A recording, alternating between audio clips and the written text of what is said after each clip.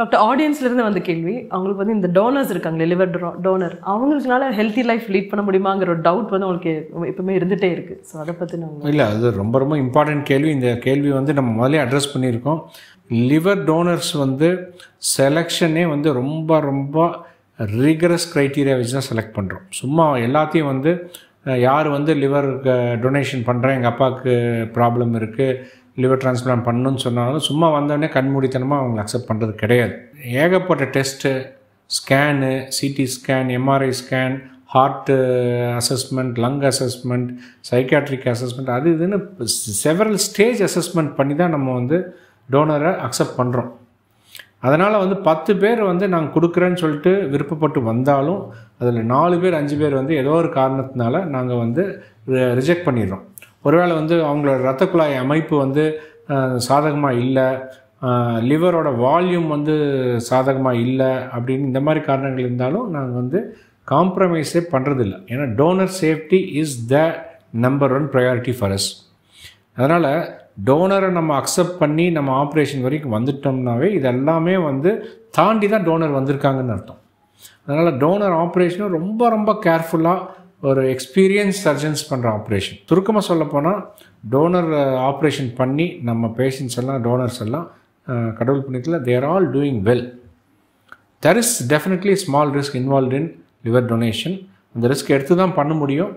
But அது ரொம்ப ரொம்ப வெட் பண்ணி ப்ராப்பராக அசஸ்மெண்ட் பண்ணி கேர்ஃபுல்லாக பண்ணுற ஆப்ரேஷன்னால தைரியமாக வந்து நம்ம டோனர்ஸ் வந்து they can go ahead and give the liver for donation for their patients. என்ன ரெக்கவரி எப்படி இருக்குது அப்படின்னு கேட்டாங்கன்னா, they all have fantastic recovery. Most of our donors வந்து nowadays they go home within 7 days, 1 weekக்குள்ளேயே வீட்டுக்கு போயிடுறாங்க.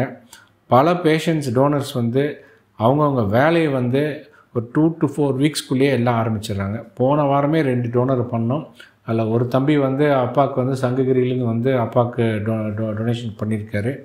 அவர் வந்து சென்னையில் இருக்க ஒரு சென்டரில் வந்து சாஃப்ட்வேர் இன்ஜினியராக வேலை செய்கிறாரு.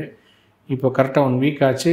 இன்னிலேருந்து தயவு செஞ்சு வந்து வேலையை உன்னோட ஒர்க் ஃப்ரம் ஹோம் ஆரம்பிச்சிருன்னு சொல்லியாச்சு. Is happily doing his job at home.